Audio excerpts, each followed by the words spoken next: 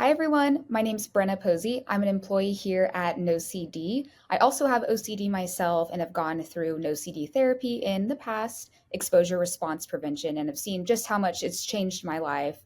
And now I want to talk about it. You may recognize me from our NOCD Instagram page. I run a Q&A on our stories every Wednesday. So feel free to check out our Instagram, give us a follow, and feel free to ask me any questions about OCD, and I'd be happy to answer them from my lived experience perspective.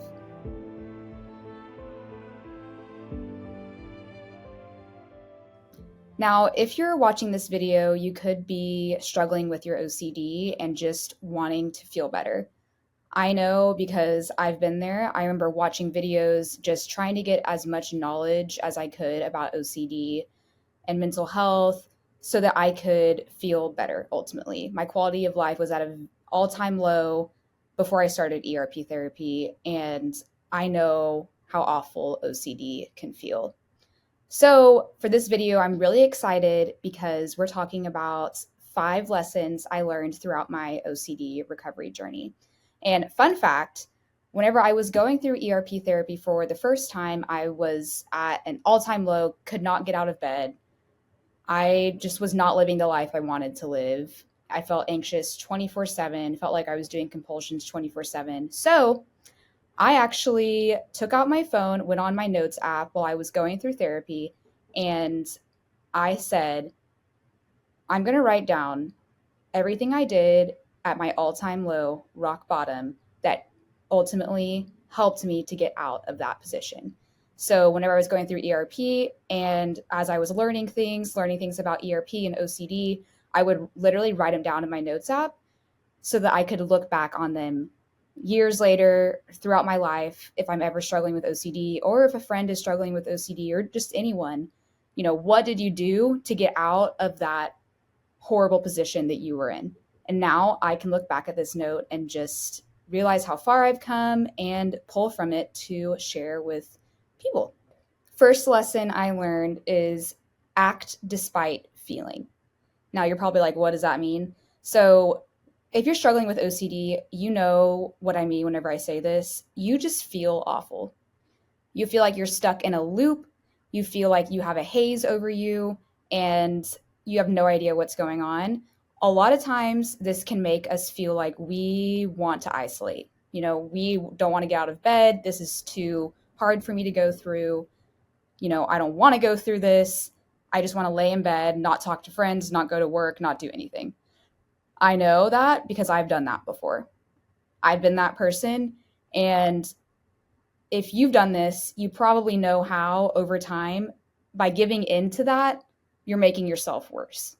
So I know it may feel comfortable in the moment to just lay in bed and doom scroll or whatever you're doing, but ultimately it's giving OCD and your intrusive thoughts, your obsessions, and your compulsions the power over you. And we don't want that here. So what I did was I decided every day, even though I feel awful, I'm going to live my life. And I know that may sound crazy, or you may not want to do it, and you may not be in the place, and that's okay. But whenever I decided to just live my life despite at the same time feeling awful, feeling anxious, depressed, whatever it was, whenever I decided to live my life despite those feelings, I was giving myself the power. And over time, I didn't feel better just from that on day one of trying that. This was an every single day I committed to getting out of bed, doing work, talking to my friends, whatever, if I was working out, whatever I wanted to do without my OCD present is how I tried to live my life. And over time, it brought the power back to me. Second lesson I learned is that OCD is going to feel real. All the time we get questions like, but it just feels so real. My obsessions, my what if thoughts feel real. Is this my OCD? Do I actually want these thoughts? I'm feeling like it's becoming true. Trust me, I get it. And I know how scary this can be. Once I learned that the point of OCD is to make it feel as real as possible, that reframed everything. I remember my therapist from NOCD told me, if it didn't feel real, you wouldn't be in this position right now of struggling so hard. So think about that again. If it didn't feel so real, you would not be struggling this hard. Once I heard that, my mind went, oh my gosh, it makes so much more sense now. So know that OCD is going to feel real. Whatever your theme is, if it's harm OCD, if it's sexual orientation OCD, if it's magical thinking, it scares you because it feels real. And a lot of times with OCD, we just have to recognize that and know it's going to feel real. I'm going to live my life despite it feeling real. And we're going to live in the uncertainty and see what happens. The third lesson I learned throughout my OCD recovery journey is all about control, and how if you're controlling things to try to make sure that something doesn't happen, that will make you worse. We can talk about control in a whole separate video because control plays such a huge role in OCD. But I want to start by saying how control is an illusion.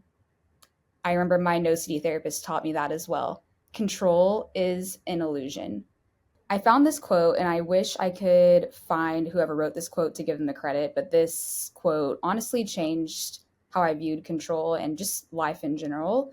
And the quote says, "My anxiety doesn't come from thinking about the future, but from wanting to control it." So I think this helped me realize that you can't control your thoughts that come in your brain. As much as we want to control it, we don't have that power. If you have the scariest thought ever, that wasn't you conjuring that up. Your brain just came up with it, and that's okay.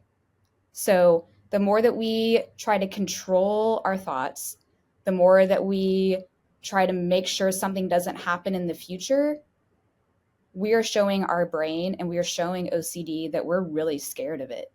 And ultimately, that's giving OCD and anxiety the power whenever we should be having the power. And I know how control makes it feel like you want it, like you want the control. You want to make sure that this thought doesn't become true, and that this thought or urge even or sensation, these things that you don't want, they come in your brain and you say, oh no, I have to make sure this doesn't happen. And now we're on this quest to make sure it doesn't happen, right? And as we know, I've been on that quest a lot of times to try to make sure that those things don't happen. And the quest doesn't have a good ending because it keeps you in that loop. So that was a very good lesson for me to learn, is that control is definitely one of the biggest illusions when it comes to OCD and trying to control your thoughts, where they come from. So I hope that helps you. The fourth lesson I learned throughout my OCD recovery journey is that wishing thoughts away gives OCD more power. So this kind of goes along with point 3 before this, or lesson 3.